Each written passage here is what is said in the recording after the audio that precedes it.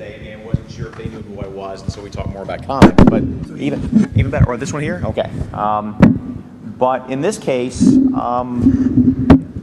what I'd really like to do is sort of open it up to Q&A pretty quickly, because that's fine. I mean, I assume that if you've taken the time and energy to come down here, and thank you for that, by the way. Sorry. That's all right. How's that? Hey, look, it's on now.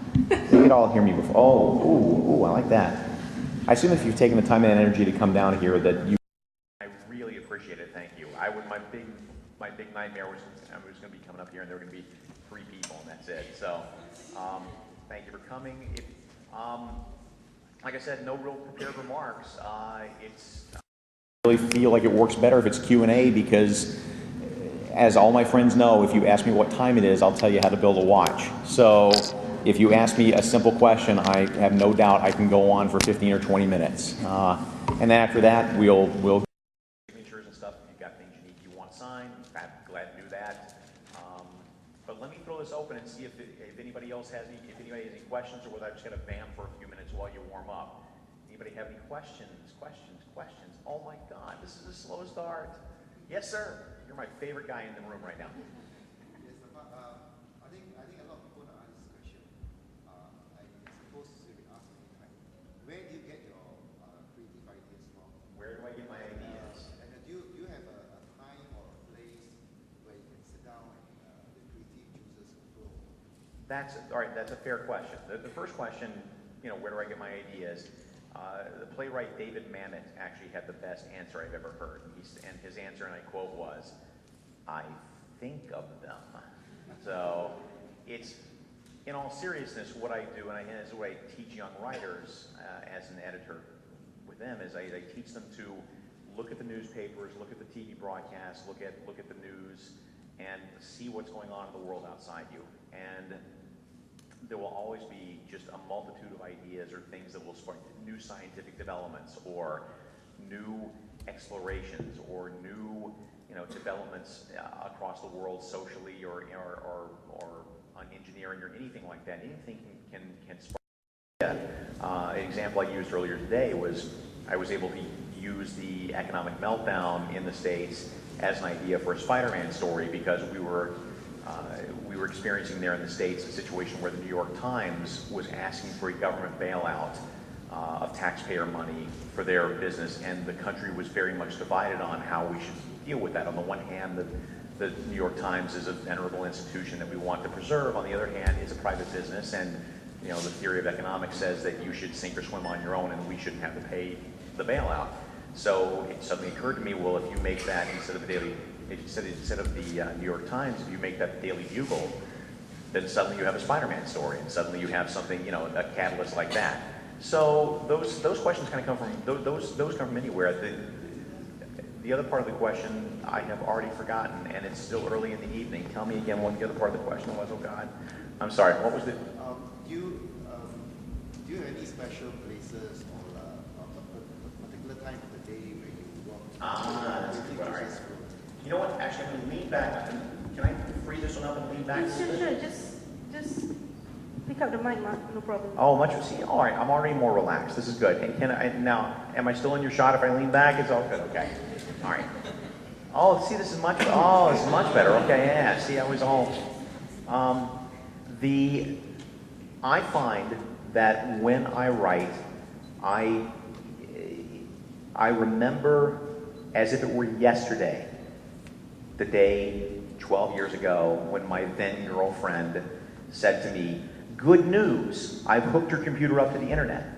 And I knew in that, I can tell you what I was wearing, I can tell you what she was wearing, I can tell you everything about that moment, because I knew in that moment I am doomed. that I will now spend the rest of my life on the web doing everything I can do to avoid writing. And that's what I do. So what I have to do is, when I really want to hunker down, I wish I had the self-control that I didn't have to do this, but I go upstairs, I literally yank the plug out of the internet router upstairs, so I can't, and then I go back downstairs, I take my cell phone, I go out to my car, and I lock it in my car, and I come back inside, and I physically free myself of all distractions. And so I will pick a day, generally Sunday, because Sunday is the one day that the phone doesn't ring, and it's not, nobody's trying to get through.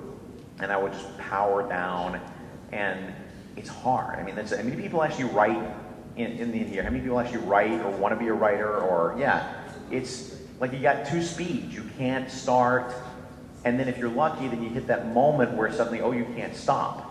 And so that's what you're constantly in pursuit of, is the moment where it shifts to, I can't stop. And I wish that you could just turn the switch, but you can't. You have to find that place every time you sit down. Also, vodka helps a lot. So, as a matter of fact, this is water. Don't be fooled. All right. You have a question right in the back? Boy, do you have a question. Yes, and you really want to ask a question. Is originality of importance for you as Superman or even some Spider-Man or whatever? Okay, the characters in the comics, who is the original? Okay, who has the originality? Whether the cartoon characters or the film characters that come up first, was there of any importance for you? And okay, how about copyright, copyright and patent rights protection that can ensure you that you won't get into some legal issues or? The acoustics are much better for you than they are for me, and I apologize. I didn't quite get all that question. Can you help me out here a little bit? I believe that his first question was, how important was originality for you, and which one of the characters that you have created was 100% original in that sense? Is that what you're saying? Yeah. This actually comes back to a conversation we were having in the car over here that seems to have very little to do with your question, but as you'll see, it actually comes around and answers it. The thing about writing is that there are no original ideas.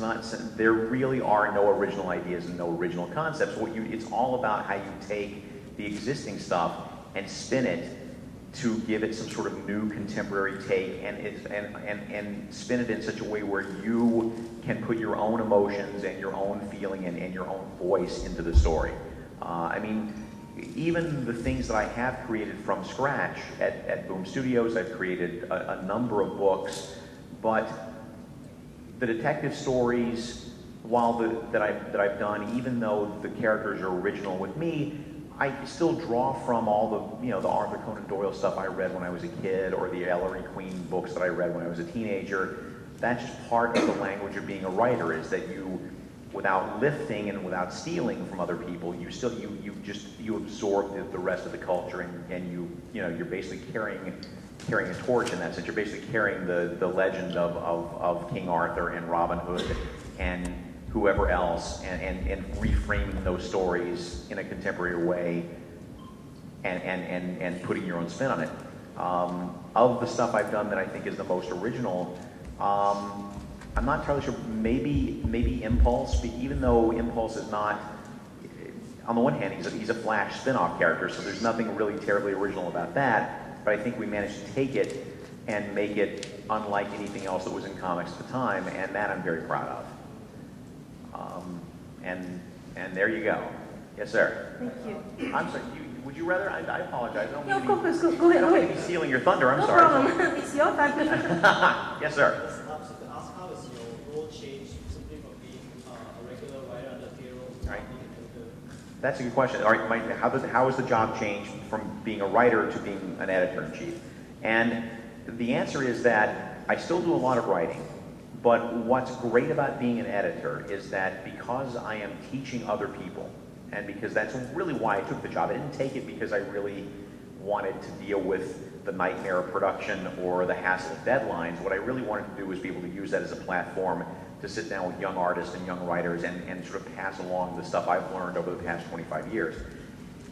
What that forces you to do as a teacher that you don't realize until you get into the job is that it's made me a better writer, because the things that I took completely for granted in terms of my process or in terms of the way I thought about this or that, in trying to explain them to somebody else and articulate them, it forced me to really take a hard look at the things I do just out of instinct, or the things I do automatically, and I have to sort of now justify them if I'm going to explain them to somebody else.